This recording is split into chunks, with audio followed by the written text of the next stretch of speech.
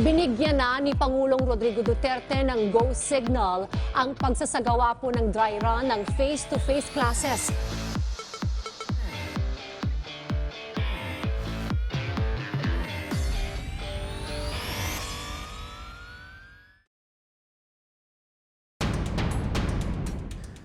As the world struggles to find normalcy amid the COVID-19 pandemic, students find themselves having to pursue their education away from their schools through online and modular distance learning. Face-to-face classes will soon be allowed again in areas with low COVID-19 risk, but despite the ease of mind it brings to those used to the old system, safety issues, among others, still remain. Today in Pros and Cons, we raise the question: should students be allowed to attend face-to-face classes again? How can students get used to studying under the new normal? Is our education system able to cope with the continuing changes brought with the pandemic? I'm Undersecretary Joel Sy Egco, your moderator for the day. Students may be able to go back to having face-to-face classes, just as President Duterte recently ordered. But are we ready to fill up our schools again when we still face the risk of COVID-19? And how is our educational system coping up with the pandemic? So to answer all those questions, ladies and gentlemen, mga kababayan, makasama po natin, bagamat sila po'y hindi pisikal, nakasama natin dito sa ating studio, si Atty. Nepomuceno A. Malaluan mula sa Department of Education. Yes, Usec. good day sa iyo, Usec Joel. And I hope you can hear me well, even if I'm outside. Thank you. Yes, yes. Kasama rin po natin bilang panauhin si Professor Lakandupil C. Garcia. Magandang araw po, Professor Garcia. Magandang araw po, Usec Joel. Magandang araw din po, Usec Malaluan. Yon, oo. Kamusta po kayo ngayon? What keeps you busy these days po, Prof? Ay kami rin po ay katulad sa De La Salle University dito po sa Dasmariñas, Cavite. Kami po ay pure online. Yes. Kaya po work from home po kami rito. So, when we return, we'll begin our discussion on the return to face-to-face classes as proposed, no? So, pros and cons, we'll be right back. Sa matinding laban natin sa Coronavirus Disease 2019, sugpuin din natin ang pagkalat ng fake news. Huwag magbahagi ng impormasyon na hindi tiyak ang pinagmulan. I-check mabuti ang source ng balita. Kumuha lamang ng impormasyon mula sa mga official channel ng Department of Health.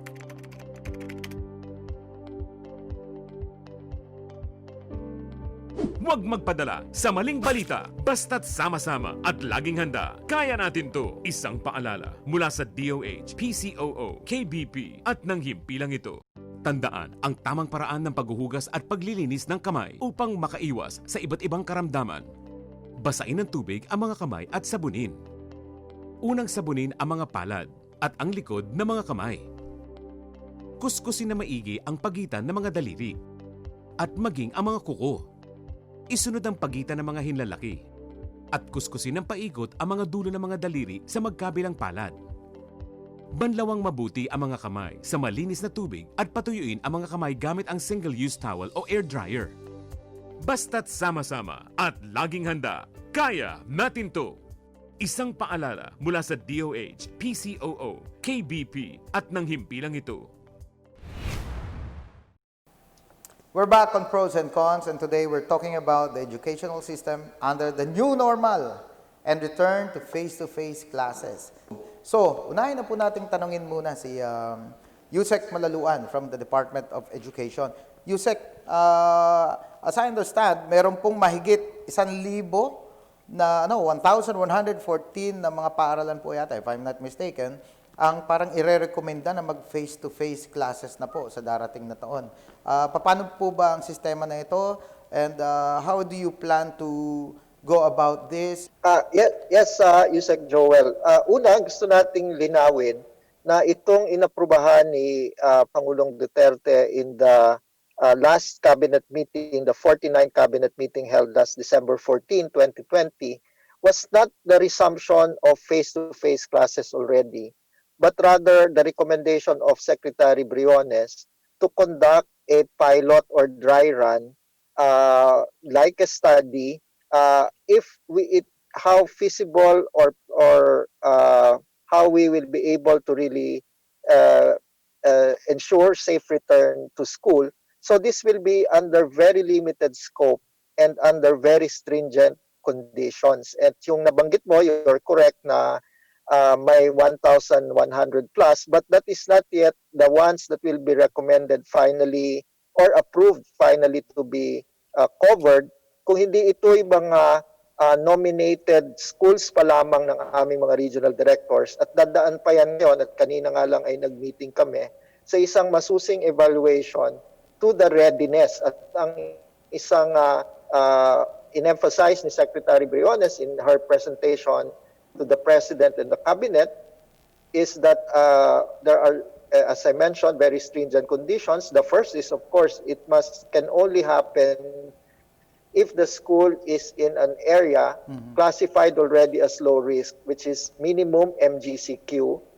The second is there is demonstrated shared responsibility among DepEd, the LGUs, and the parents. Malinaw yung mga standards na ipapatupad, familiar na ang ating mga kababayan dyan from yung symptom-based screening, yung pag-wear ng face mask and face shield, may physical distancing inside the classroom, hindi ito full class at any one time, frequent hand washing, at kaya din kailangan ng masusing agreement with the LGUs ay pati doon sa management, including crisis management in any case or an untoward incident na may magpositibo o ma-expose. And so hindi po ito araw-araw, it will not be a resumption of the old classes that are being conducted, but rather this will still be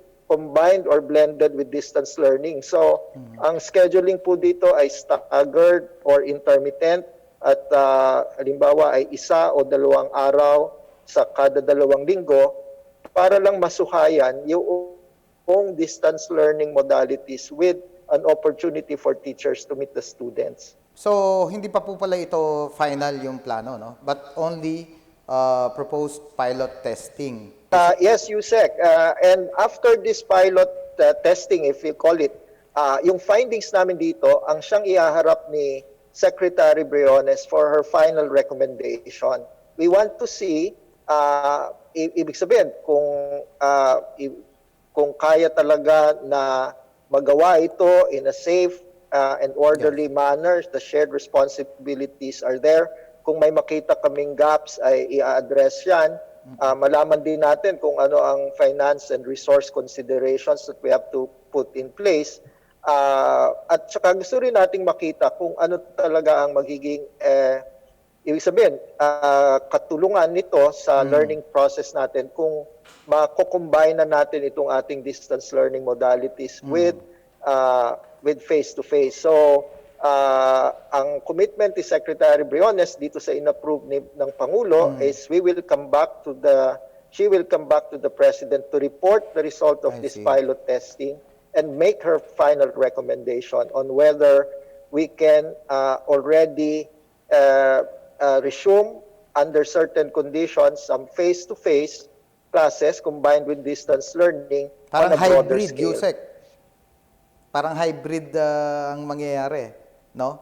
Merong face-to-face, meron ding distance learning. Yes, yes, at yung distance learning, gusto rin lang nating ilinaw, kasi narinig natin kanina si Professor Garcia ay nasa mukhang pure online, but in the public school system, precisely knowing the limitations of our learners, we have included not just digital online but also itong printed modules na hinahatid o pinipick up ng mga magulang so that we can support the learning process even if the student or the household does not have access to gadgets or connectivity.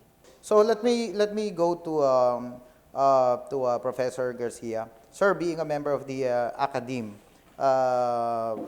what's your take on this proposal? So although alam naman po natin as what Usec Malaluan said, no, parang pilot testing lamang po ito. But pilot testing or not, hindi ba ito sa tingin ninyo risky sa ating mga kabataan o sa ating mga anak? Especially since wala pa pong available na vaccine for COVID at this point. So what's your opinion on that po? Salamat po, Usec, sa intro yun, sapagkat yun po talaga nagiging problema natin. Sino po bang ayaw? Sino man pong talagang gustong magturo ng talagang ganap? Sabi nga natin, yung talagang hindi yung ganitong virtual, ay talagang gusto ay face-to-face. Totoo rin po yung report sa Department of Education na ang mga magulang ay talagang gusto rin talaga yung face-to-face. Ang mga estudyante gusto rin nilang makita ang kanilang mga kaklase. Ganun pa man po, ang punto ko rito, sabi nga meron kasabihan tayo sa math, meron yung tinatawag tayong trial and error. Pag gumagawa tayo ng solusyon, may mga pagkakataon na mali yung solusyon, kaya buburahin lang natin. Pero sa math po yun eh. Sa punto po ito, kung sakasakali, sabihin man natin, dry run, trial, o kung ano man po ito, buhay po ito nakatayak. At hindi po buhay lamang ng guro, kundi buhay lalo ng mga bata. Ang gusto ko lang po malaman kasi, dahil meron po ako narinig ng mga report na sinabi na gagawin lang ito sa mga lugar na zero ang kaso. Mga low risk. Low risk. Pero meron ngayon po, mas gusto ko yon, mas tama po yung puntong term na ginamit ni Usec Malaluan doon sa low risk. Okay? Kasi parang kung zero, alin ba mga lugar lang dito sa atin ng zero, no? The low risk. Okay. Pero kung low risk po ito po ngayon yung gusto ko, salamat at natutuwa po ako, direkta po ako marinig ni Secretary Malaluan, sapagkat meron po mga ilang bagay na dapat natin pa ukulan ng pansin. Una, ayon po sa report mismo ng DepEd, meron po kayong research na pinalabas na ang pinakaligtas na lugar para sa mga bata ay mismong paaralan. Sapagkat narito sila inalaga mabuti, may pasilidad tayo, etc. etc. Ngunit, dapat po natin malaman na hindi doon sila nakatira. Yan po ay lalabas, yan din uuwi, etc. At doon sa mga pagkakataong yun, wala na pong control ang paaralan.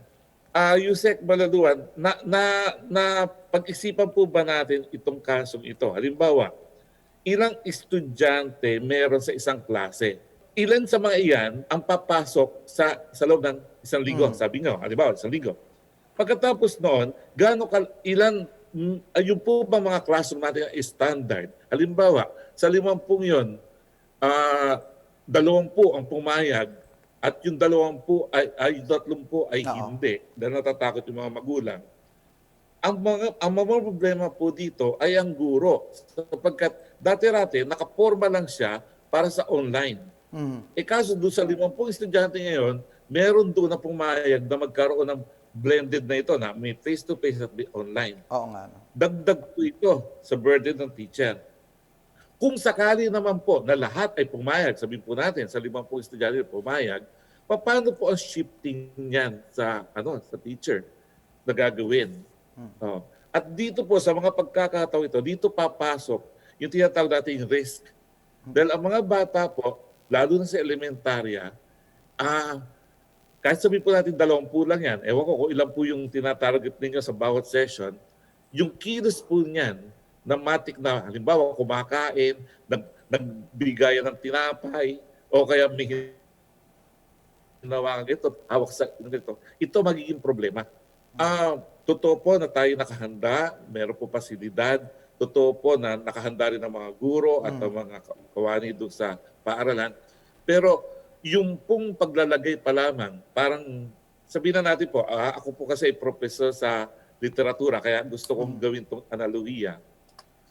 Mayroon ka mang kapote at payong kapag umuulan. Tiniti ako sa iyo, mababasa ka rin. At yung basang yun, ang magiging daan, okay, parang katulad ng virus na ito, baka po pagsisihan natin. Yun po ang aking punto. I see. Point well taken. And ang dami pong issues ni-raise ni Professor Garcia. No po. And I'll allow Usec Malaluan to answer all those concerns sa pagbabalik po natin, no? So, but for now, let's pause for a break. And when we return, let's see what social media has to say about today's topic. Meron po tayong, tawag dito, poll question kasi sa ating website. So, abangan niyo po. Stay tuned. Alamin kung paano ang tamang pagsusuot ng surgical mask. Una, hawakan ang mask sa strap at siguruhing natatakpan nito ang inyong bibig at ilong. Tandaan, ang may kulay na bahagi ng mask ang dapat nasa labas. Ito lamang ang tamang paraan ng pagsuot nito. Ihulma ang nose piece o maliit na metallic strip ayon sa hugis ng inyong ilong. Iwasan ang paghawak sa inyong ilong at bibig.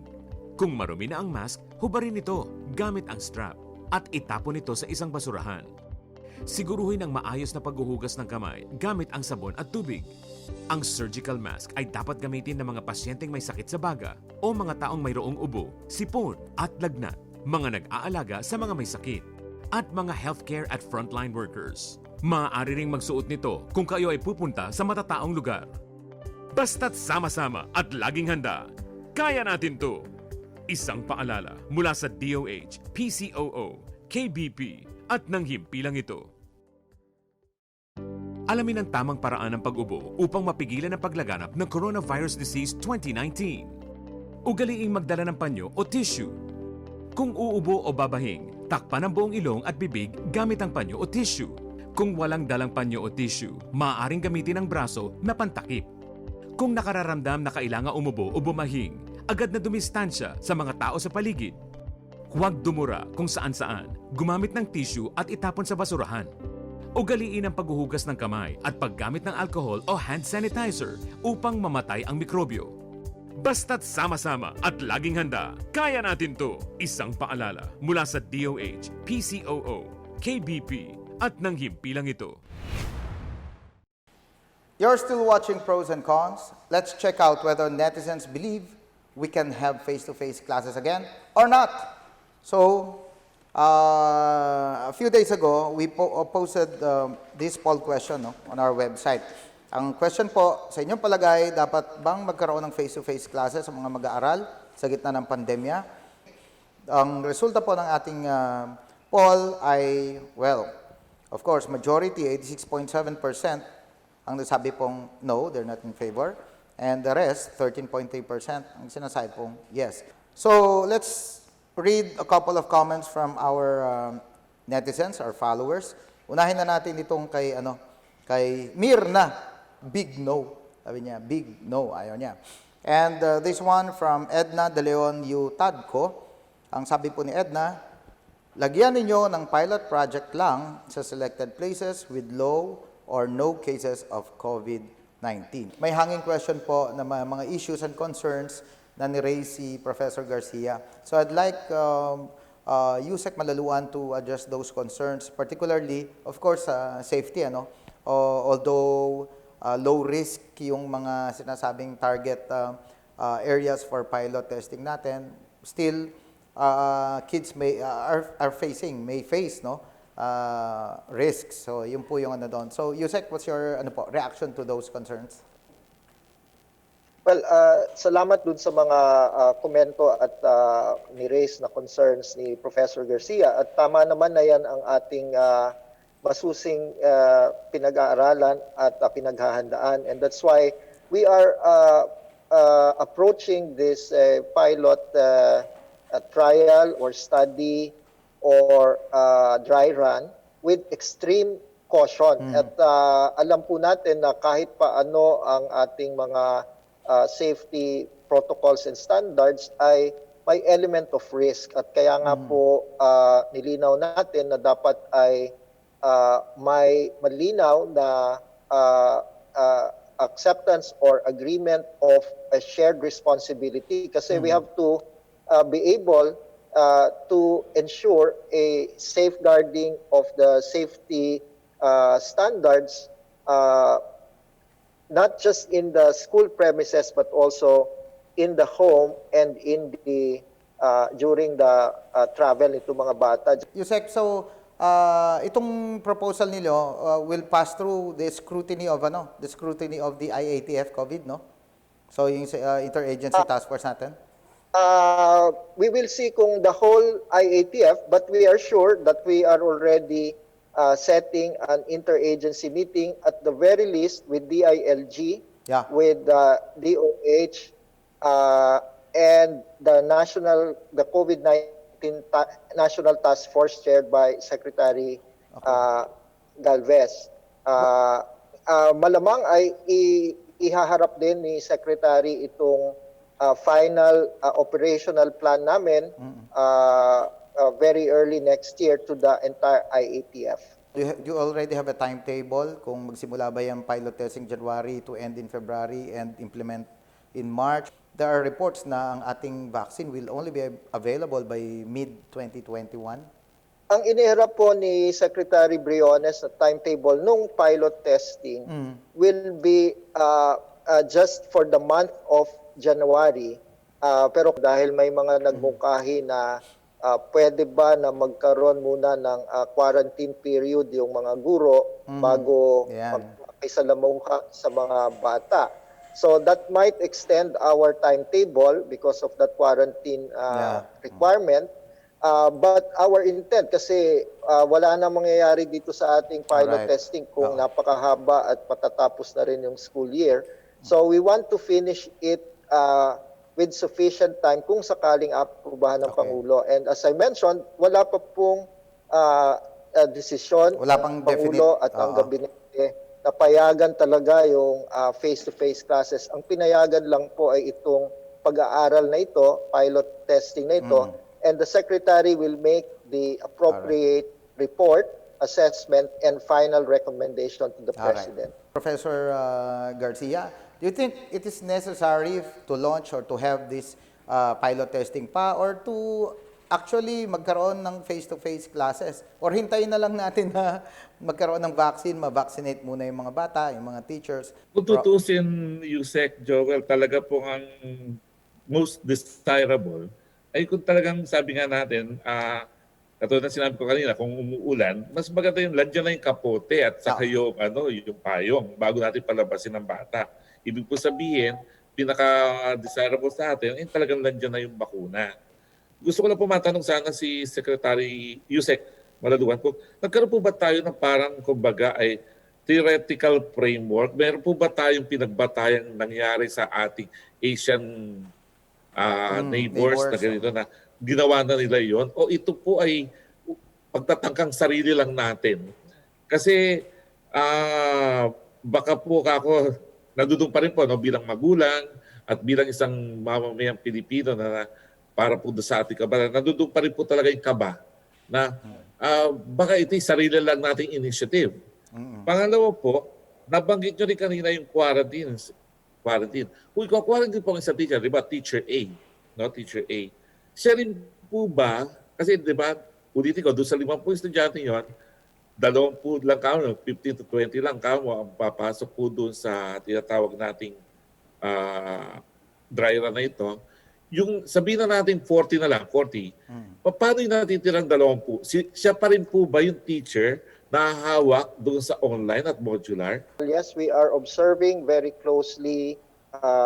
Ibig sabihin, itong mga ginagawa din sa ibang mga bansa. In fact, tayo po ay isa doon sa, if not the only one, ay the very few na naka-pure distance learning at lahat po ay nakapag-resume na yung iba, even in our immediate neighbors dito sa ASEAN and Asia, na mayroong face-to-face at mas malaki ng bahagi ang iba na face-to-face. Yung isang tanong dun sa load ng teacher, actually po ay nakakakuha din kami ng feedback na hindi din po madali kasi yung kay sistema ni Professor Garcia ay naka-online siya at nakakaharap niya yung mga estudyante niya in online and synchronous and asynchronous classes. Dito po sa ating mga bata ay talagang hindi nila nakakasilimuha ang kanilang mga guro at meron lang silang mga group chat and so on. At meron talaga po kami mga guro na gustong makita at ibig sabihin matasa kung paano talaga na natututo yung kanilang mga bata, lalo na yung medyo naiiwanan. So Alright. even the teachers po ay would want that opportunity to see their students, but in a safe manner. All right. Thank you. Thank you very much for that reaction, Usec Malaluan. So there you have it, folks, straight from the shoulder and right on the money. But before we end, we'd like to take this opportunity, to get the closing statements from our respected guests po. Yes, una, nagpapasalamat tayo sa ating mga magulang na nagtiwala na makilahok ang kanilang mga anak dito sa ating Learning Continuity Program. Tayo po ay umabot ng 90% ng ating enrollment last year at ngayon ay sa public school, sa public formal school ay nahigitan pa actually natin ng enrollment natin last year. Pero nakikita po natin na may mga lugar na yung mga bata, magulang at even the local government units ay nagmumungkahi na umpisahan na magkaroon ng kahit kaunting face-to-face classes to complement itong distance learning para matulungan yung mga bata na ang word na ginamit ni Professor Garcia ay mas maging ganap yung pagkatuto. At yan po ay ating ginagawa at gustong gawin with extreme caution. Kaya nga po ang atin lamang napagkasunduan at naimungkahi ni Secretary at inaprubahan naman ni Pangulo at saka ng kanyang kabinete ay ito lamang pilot testing or study. At doon pa lang mabubuo, very limited po ang scale nito at very controlled and supervised para malaman natin kung may feasibility ba talaga na palawakin ito. At doon pa lamang po maghaharap ng final recommendation si Secretary Briones sa Pangulo at sa the full cabinet and the IATF as well. All right. Thank you very much, Usec. Professor Garcia, your final message po. Binabati ko po ang Department of Education sa ganitong klase ng masigasig at sabi nga natin talagang determinadong paraan upang magkaroon po tayo talaga ng isang mabuting at malawak at talagang masabi natin yung ganap nga yung ating pagkatuto ng mga kabataan natin. Nandoon pa rin po ako, sabi ko nga kanina kay Usec Joel, hanggat wala itong bakunang ito, hanggat wala yung patunay na tayong mapoprotektahan mula sa virus, nandoon pa rin po talaga yung peligro na maaari at maaari ang laki ng posibilidad na hindi lamang yung mga mag-aaral, kundi maging ang mga guro ay maapektuhan itong virus na ito. Alright. Thank you for that, Professor Garcia. Thank you also, of course, Atty. Nepomuceno Malaluan, Undersecretary of the DepEd. You may be for or against, you may agree or disagree. In the end, we are all Filipinos working towards the same goals. Will you choose what's right? Or will you stay on your side of the truth? Once again, this is Undersecretary Joel Sy Egco, and I wish you a Merry Christmas and a very prosperous New Year. Thank you, and see you on the next episode of Pros and Cons.